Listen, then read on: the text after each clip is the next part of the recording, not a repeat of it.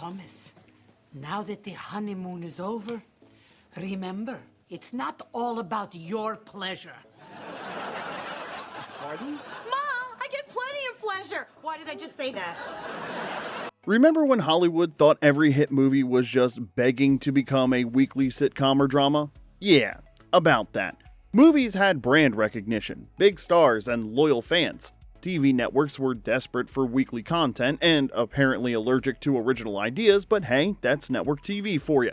This was the era when networks were turning everything into sitcoms, right around when they thought Alf needed a cartoon and Webster deserved a primetime slot. So, in some boardroom, an exec always said, if people loved the movie, they'll definitely watch the show. Spoiler alert, that thought process rarely worked, shocking absolutely no one who remembers the Caddyshack sitcom attempt. For every hit, there's a graveyard of flops. Shows that miscast iconic roles, got neutered for family-friendly primetime because, God forbid, a sitcom acknowledge that adults actually exist, or they were buried in time slots where even night shift workers couldn't find them.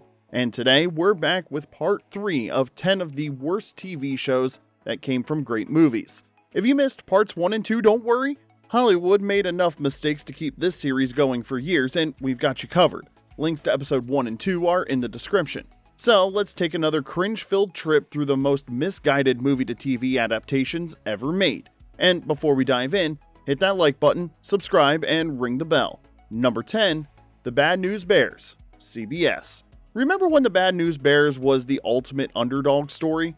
Walter Matthau swigging beer in the dugout, Tatum O'Neal mowing down batters twice her size, and kids swearing like sailors in Little League uniforms? What's everybody moping about? Stein, you're up, aren't you? Grab a funny bat. It was messy, loud, and worked because it didn't care about being family-friendly. Michael Ritchie's 1976 film was essentially Rocky for Little League, except instead of an underdog boxer, we got a drunk ex-minor leaguer coaching the worst team in California. I'm a bum. No, you're not. You taught me how to pitch. You taught me how to... God damn it! Can't you get it through your thick head that I don't want your company? If I did, I would have looked you up 2 years ago. I wouldn't have waited 2 goddamn years.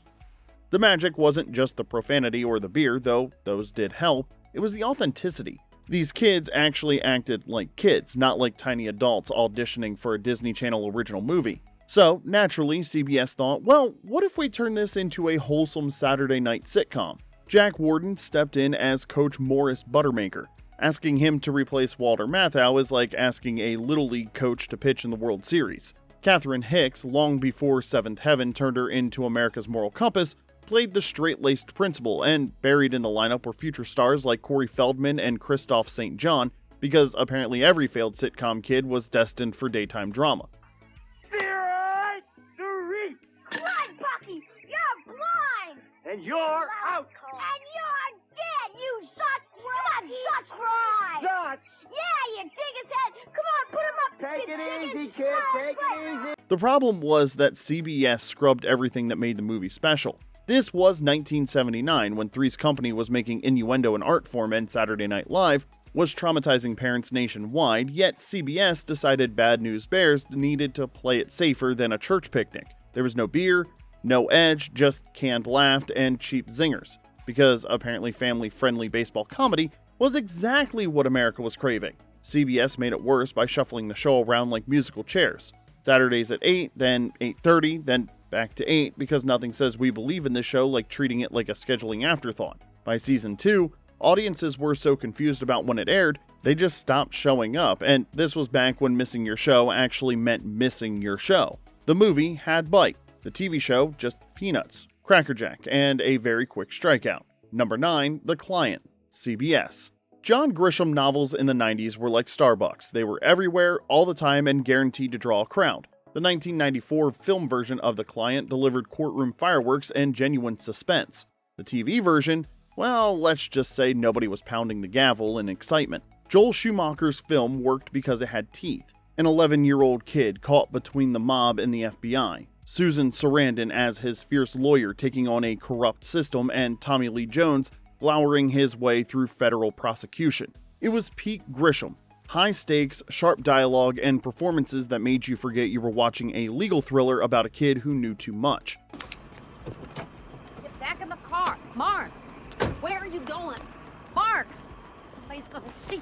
Damn it! Let me go. I'll hitchhike if I have to. You are crazy. You're gonna get yourself killed. Yeah, a lot of other people can get killed if I don't go. CBS rolled out John Grisham's The Client in 1995, with JoBeth Williams replacing Susan Sarandon as Reggie Love, which is just like replacing a symphony conductor with someone who plays kazoo in the park. I mean, technically they both make music, but...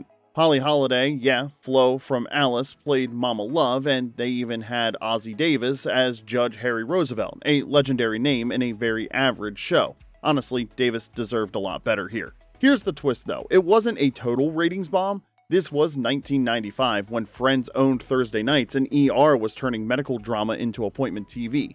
Yet, The Client still averaged 7.9 million viewers. Respectable numbers, but the content felt like reheated LA Law leftovers, which had already been off the air for 2 years, but who's counting? Instead of high-stakes courtroom drama, viewers got week-to-week cases with zero edge. The moral complexity that made Grisham's story compelling got flattened into procedural formula. Well, juvenile detention never closes. And if you don't tell me the truth, I will take you back there because it is the only place that you'll be safe. By April of 1996, the jury reached its verdict. Canceled after 1 season. Guilty. The film had critical acclaim and Susan Sarandon's Oscar nomination. The TV show was just filler until the next Grisham adaptation came along. Case dismissed. Number 8, My Big Fat Greek Life. CBS. My Big Fat Greek Wedding from 2002 was a cultural phenomenon. Nia Vardalos' indie rom-com about love, family, and way too much Windex became one of the highest-grossing romantic comedies of all time. It was warm, funny, and authentic, and it turned a modest budget into a worldwide smash, if you could believe it. The magic wasn't just the culture clash comedy. It was Vardalos' deeply personal story about family expectations versus finding your own path. Oh, is this you? Yeah, sorry, everyone, this is... Christ is risen for sure. Plus, watching a shy Greek-American woman transform herself while staying true to her roots was pure movie gold. John Corbett brought the perfect low-key charm as the boyfriend navigating Greek family chaos, and the whole thing felt like spending 2 hours with your funniest relatives. Naturally, CBS thought if audiences loved 2 hours of quirky Greek family hijinks, they'll definitely tune in every week for more. Enter My Big Fat Greek Life in 2003. Vardalos reprised her role, only now her name was Nia instead of Tula because apparently character continuity was negotiable. Her husband was played by Stephen Eckholt instead of John Corbett, who was tied up on another project, though he agreed to cameo later in the season. Spoiler alert, the show got canceled before that ever happened. Miss Jones, we'll let you know. Thank you very much. Excited about this show. I'm stuck. I'm sorry. Shocking absolutely no one who watched past episode 3. The rest of the family was back, and on paper all the right ingredients were there. But instead of heartfelt culture clash comedy, viewers got reheated jokes week after week. This was 2003 when Friends was gearing up for its finale and American Idol was turning Wednesday nights into must-see TV, yet Greek family dynamics somehow felt stale by comparison. The premiere pulled in a massive 22.9 million viewers, the biggest sitcom debut since NBC's Jessie. Week 2 dropped to 16.5 million, still beating The Simpsons. But the free fall didn't stop, because apparently America's appetite for moussaka jokes was more limited than CBS anticipated. By the 7th episode, CBS had seen enough. My Big Fat Greek Wedding was a feel-good hit about embracing your messy family. My Big Fat Greek Life, however, was a short-lived reminder that sometimes less really is more. Opa! Or maybe just Nopa. Number 7, Adventures in Babysitting. Disney. The original 1987 film was a quirky, edgy teen comedy with Elisabeth Shue racing through Chicago in one chaotic night of misadventures. How fast do your parents drive? Oh, I don't know, about 45. We'll go 80. It had bite, danger, and real stakes. Teenagers could actually die in this movie, which was refreshingly honest for the era. Chris Columbus directed a film that balanced comedy with genuine peril. When Shue's babysitter got dragged into the Chicago underworld, you believed these suburban kids were in actual danger. Watch your mouth. You big city scum sucker. He's just can't keep your foot out your mouth, can you, boy? Let me help. The movie worked because it respected both its teen characters and its audiences. Nobody was talking down to anyone, and the threats felt real because apparently PG-13 used to mean something. Then, almost 30 years later in 2016, when Disney Channel was churning out original movies faster than a caffeinated script factory, Disney decided the story needed a makeover. Emphasis on the Disney. Enter Sabrina Carpenter and Sophia Carson as polar opposite teens who stumble into what should be a wild night of babysitting gone wrong, but instead of Shue's gritty urban adventure, we got glossy suburban hijinks, cartoonish villains, and a subplot about a stolen ferret. This way.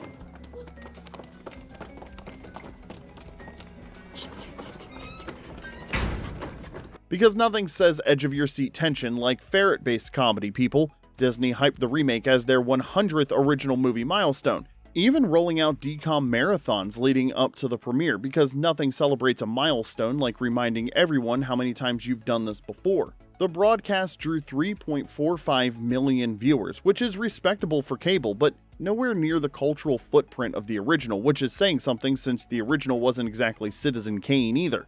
Fun fact, before Carpenter and Carson were cast, the project almost starred Miley Cyrus. Talk about a different kind of chaos. The problem wasn't the cast or the concept. It was the Disney Channel treatment. Every rough edge was sanded down smoother than a Disney princess's complexion. Every genuine threat softened into a misunderstanding, and every moment of peril turned into a teachable lesson about friendship. The original Adventures in Babysitting was about surviving one dangerous night in the big city. The remake was about surviving one very safe night in Disney's idea of danger. Sometimes PG-13 exists for a reason. Number 6, 10 Things I Hate About You, ABC Family. Because what every Shakespeare adaptation needs is a laugh track, right? Wrong. The 1999 film was The Taming of the Shrew filtered through late 90s teen movie gold. Heath Ledger's Patrick was effortlessly charming, Julia Stiles' Cat had razor-sharp wit, and the whole thing crackled with the kind of dialogue that made teenagers feel like their problems actually mattered. Plus, Heath Ledger singing Can't Take My Eyes Off You in the bleachers remains one of cinema's most perfect romantic moments, and we'll fight anyone who disagrees.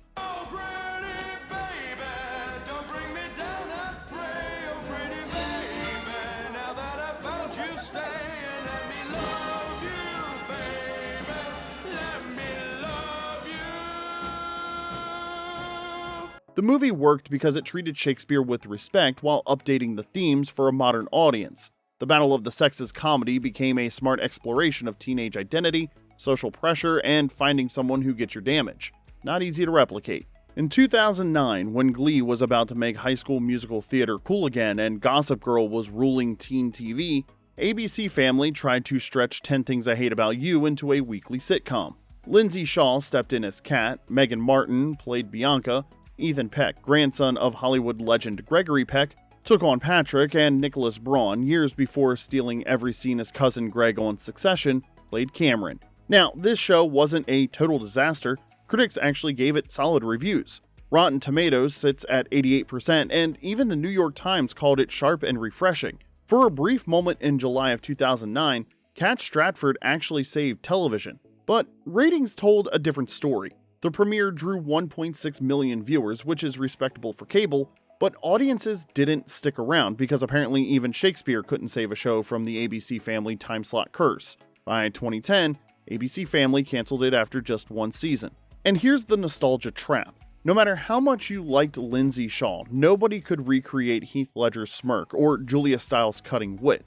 Every episode just reminded fans of what they weren't watching. So while this one wasn't terrible, it proved a bigger point. Some movies are lightning in a bottle, and no amount of network polish can bottle Heath Ledger twice. Now, we're halfway through our list of movie-to-TV disasters, and if you're enjoying this nostalgic cringe, hit that like button and subscribe to Remember When. Trust us, the worst is still to come, and you don't want to miss the top 3. Now let's get back to number 5, Blade, the series on Spike TV. Before the MCU took over Hollywood, there was one hero who paved the way for comic book movies, Blade. Wesley Snipes, sunglasses at night, slicing vampires in half and making techno music sound dangerous. The 1998 film proved that Marvel could actually make movies people wanted to watch. Stephen Norrington's film worked because Wesley Snipes was Blade. Part vampire hunter, part nightclub bouncer, he was all attitude. If you want to live to see another day, you'll be out of town by nightfall. So where am I supposed to go? You've been exposed to them. The movie balanced horror, action, and just enough camp to be fun without being silly. Plus, it had a killer soundtrack and the kind of practical effects that made every vampire death feel satisfyingly messy. So, naturally, in 2006, Spike TV thought we can totally turn that into prestige television. Enter Sticky Fingaz, yes, the rapper from Onyx, stepping into Wesley Snipes' leather coat. Asking Sticky Fingaz to replace Wesley Snipes is like asking your dentist to perform heart surgery. Yes, they're both doctors, but the skill sets are wildly different. Are you the devil? Whatever works.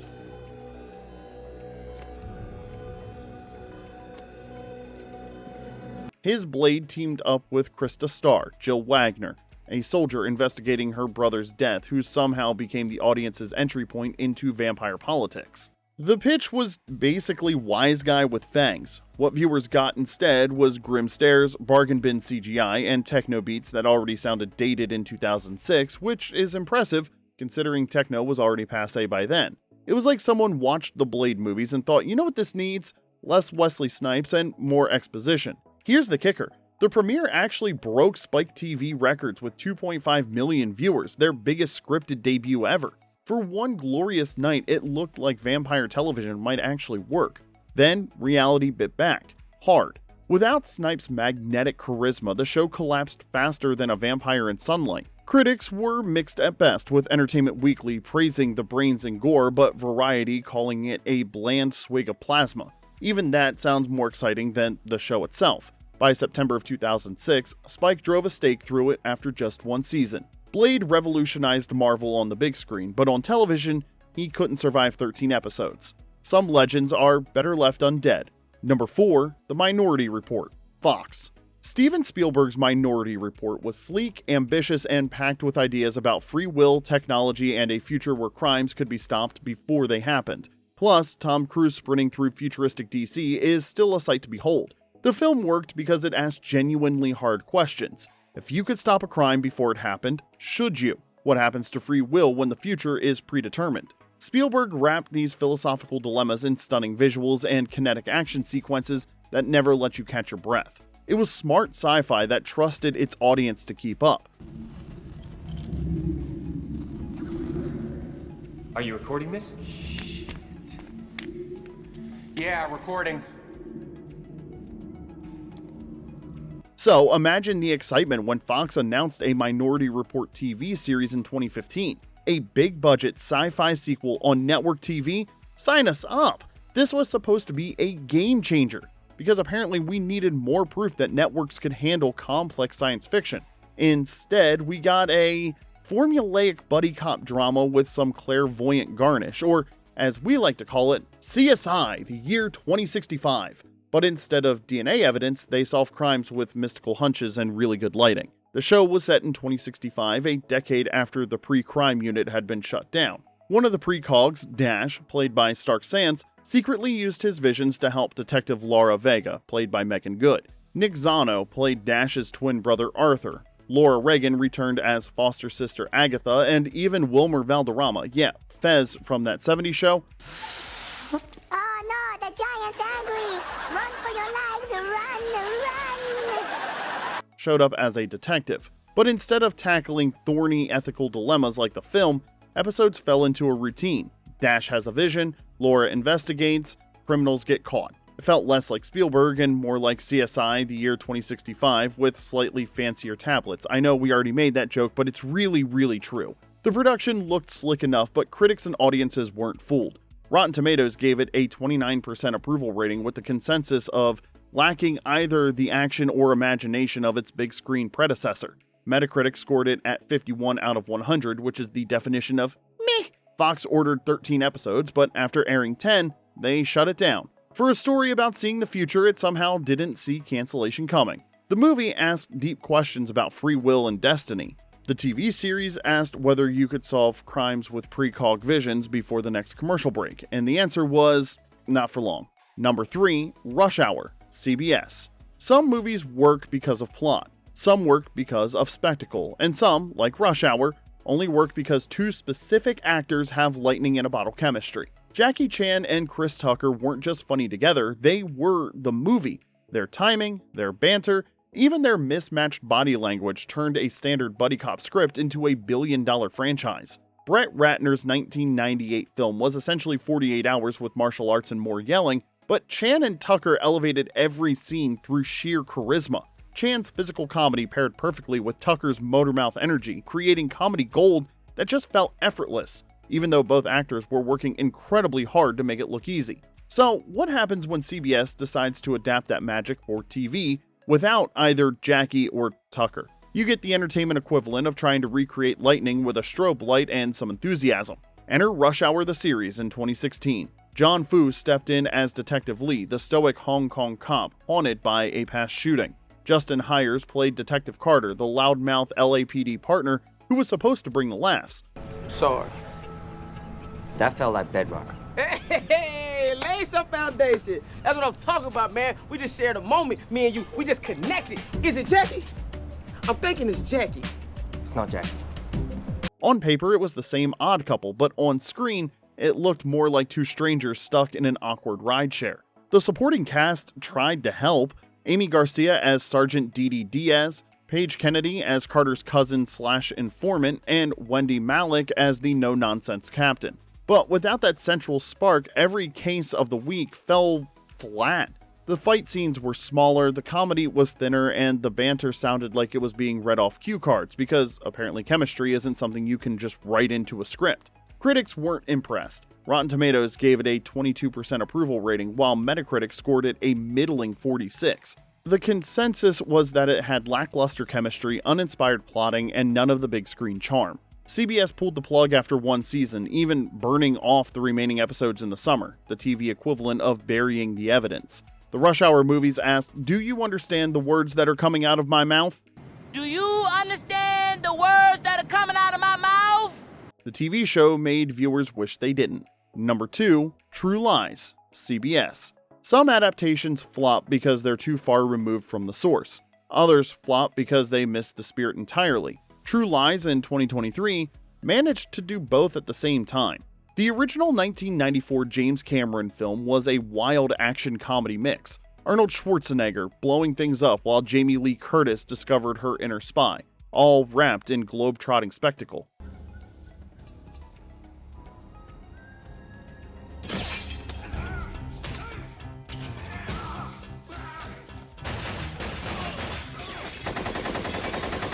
It balanced explosions with heart, danger with romance, and managed to make domestic life seem both mundane and miraculous. Cameron's secret weapon was understanding that the best action movies are really about relationships with a healthy dose of things exploding. CBS's take was, imagine Mr. and Mrs. Smith filtered through a family-friendly procedural, then sanded down until not a single sharp edge remained. Steve Howey stepped into Arnold's shoes as Harry Tasker, a suburban dad hiding a double life as an international spy. Ginger Gonzaga played his wife Helen, who discovers the truth and promptly joins in on the missions.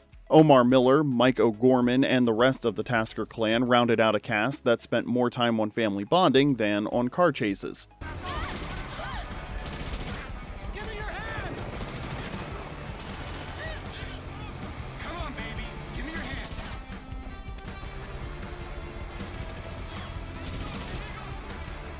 On paper, it should have worked.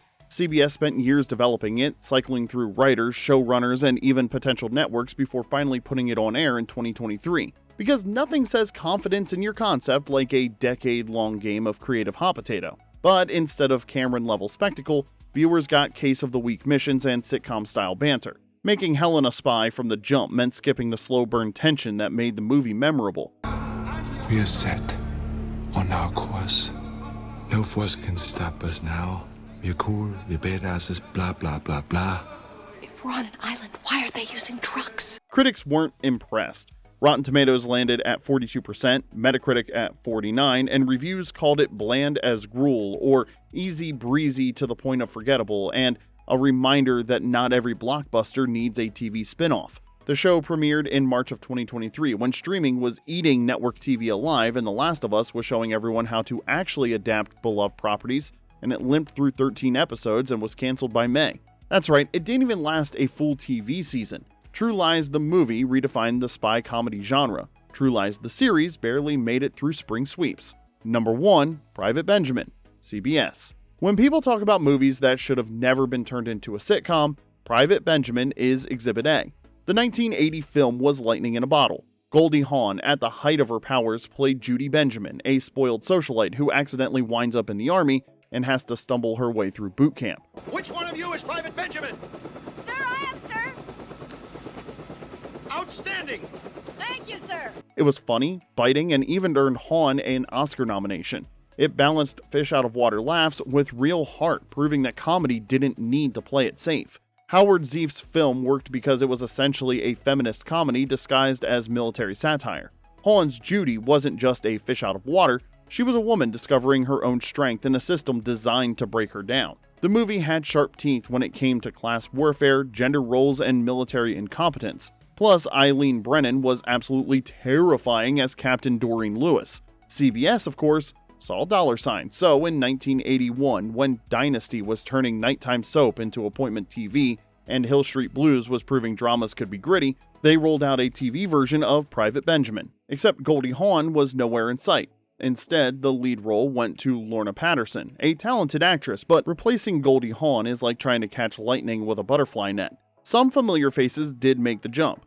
Eileen Brennan reprised her role as Captain Doreen Lewis, the hard-as-nail superior officer, and Hal Williams returned as Sergeant L.C. Ross. Brennan was so good that she actually won both a Primetime Emmy and a Golden Globe for her performance. But even she couldn't carry a concept that was already going AWOL. The sitcom format stripped away everything that made the movie sharp. Gone were the satirical jabs at the military, and in their place was the standard issue laugh tracks, recycled boot camp hijinks, and plots that felt more like MASH light than edgy comedy. Figures. You should put some more of this on it. You wanna look? No, I don't want to look. Just do that, okay?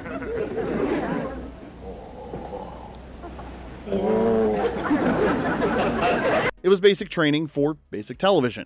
And then came disaster. In late 1982, Brennan was seriously injured in a car accident, forcing CBS to bring in Polly Holliday as Captain Amanda Allen.